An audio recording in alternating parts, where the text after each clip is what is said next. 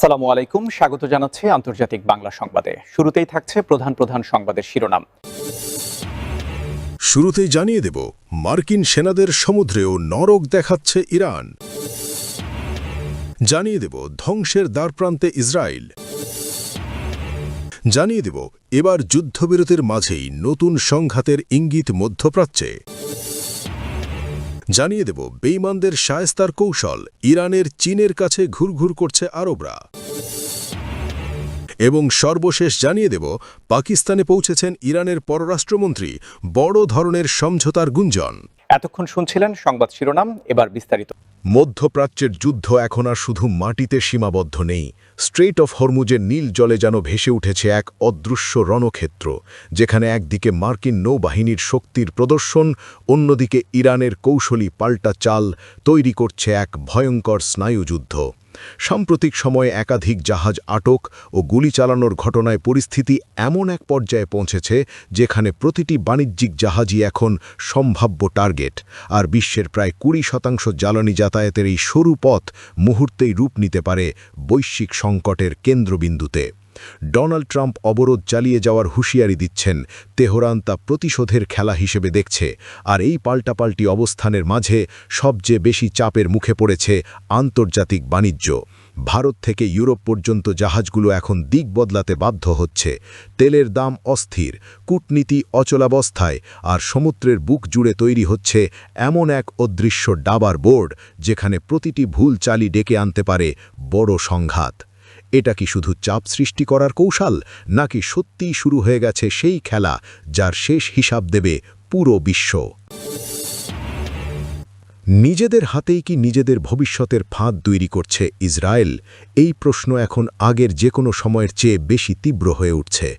যে স্বপ্ন একসময় দেখেছিলেন থিওডোর হার্টজেল, নিরাপদ আশ্রয়ের, সেই স্বপ্নের ভিতরেই আজ যেন জমে উঠেছে অদৃশ্য অস্থিরতার আগুন, যেখানে শক্তিশালী সামরিক ক্ষমতা আর প্রযুক্তির ঝলকানি থাকা সত্ত্বেও সাধারণ মানুষের নিরাপত্তা দিন দিন হয়ে উঠছে অনিশ্চিত এক বাস্তবতা। 2023 সালের 7 অক্টোবরের ধাক্কা থেকে শুরু করে গাজা ও লেবাননের দীর্ঘস্থায়ী উত্তেজনা যেন এক অদ্ভুত গোলকধাঁধা তৈরি করেছে, যেখানে প্রতিটি মার্শালীয় পদক্ষেপ নতুন করে জন্ম দিচ্ছে আরও গভীর সংকট, আরও অজানা প্রতিক্রিয়ার। সীমান্তে বাড়তে থাকা চাপ, অভ্যন্তরীণ দুর্বলতার ইঙ্গিত, আর ইরানকে ঘিরে ছায়াযুদ্ধ, সব মিলিয়ে পরিস্থিতি এমন এক অস্থির সমীকরণে পৌঁছেছে যেখানে জয়ের পরও শান্তি ধরা দেয় না, বরং প্রতিটি জয় যেন পরবর্তী সংঘাতের বীজ বপন করে। আজ জেরুজালেমের আকাশে প্রশ্নটা ভাসছে, এই শক্তি কি সত্যিই নিরাপত্তা এনে দিচ্ছে, নাকি ধীরে ধীরে এমন এক অচেনা পথে ঠেলে দিচ্ছে যেখান থেকে ফিরে আসার রাস্তা ক্রমেই সংকীর্ণ হয়ে যাচ্ছে? হরমুজকে ঘিরে আবারও দাউ দাউ করে জ্বলে উঠছে উত্তেজনা, আর সেই আগুনের কেন্দ্রবিন্দুতে দাঁড়িয়ে আছে স্ট্রেইট অফ হরমুজ, যেখানে প্রতিটি ঢেউ যেন বহন করছে যুদ্ধের ইঙ্গিত। ভঙ্গুর যুদ্ধবিরতির আড়ালে ইউনাইটেড স্টেটস এবার নতুন করে ছক কষছে এমন এক অভিযানের যার লক্ষ্য ইরানের চলমান শক্তিকে সরাসরি আঘাত করা, আর জবাবে ইরানও স্পষ্ট করে দিয়েছে এই খেলায় প্রতিটি আঘাতের বদলে আসবে সমান প্রতিঘাত, এমনকি প্রয়োজনে যুদ্ধ ছড়িয়ে পড়তে পারে তৃতীয় পক্ষের মাটিতেও। সিএনএনের তথ্যে উঠে আসা ইরানের অবশিষ্ট ক্ষেপণাস্ত্র ও ড্রোনের বিশাল ভাণ্ডার যেন অদৃশ্য এক হুমকির ছায়া ফেলছে পুরো অঞ্চলে, আর সমুদ্রপথে জাহাজ জব্দ, গুলি চালানো আর কৌশলগত টোল আরোপের ইঙ্গিত পরিস্থিতিকে আরও রহস্যময় করে তুলছে। প্রশ্ন এখন আরও গভীর, এটা কি কেবল শক্তি প্রদর্শনের খেলা, নাকি সত্যিই শুরু হয়ে গেছে এমন এক অদৃশ্য যুদ্ধ যার বিস্ফোরণ ঘটতে পারে যে কোনো মুহূর্তে এবং যার ঢেউ আঘাত হানবে পুরো বিশ্বের জ্বালানি ও অর্থনীতির ওপর? তপ্ত মরুভূমির আকাশে মিসাইলের আগুন আর ড্রোনের গুঞ্জন যেন ভেঙে দিচ্ছে বহু দশকের নিশ্চিন্ত সমীকরণ, যেখানে তেলের বিনিময়ে নিরাপত্তার যে অটুট প্রতিশ্রুতি একসময় দিয়েছিল ইউনাইটেড স্টেটস, তা আজ প্রশ্নের মুখে দাঁড়িয়ে। রিয়াদ থেকে দুবাই পর্যন্ত উপসাগরীয় শহরগুলো যখন হুমকির ছায়ায় কেঁপে ওঠে, তখনই ধীরে ধীরে বদলাতে শুরু করে শক্তির খেলা।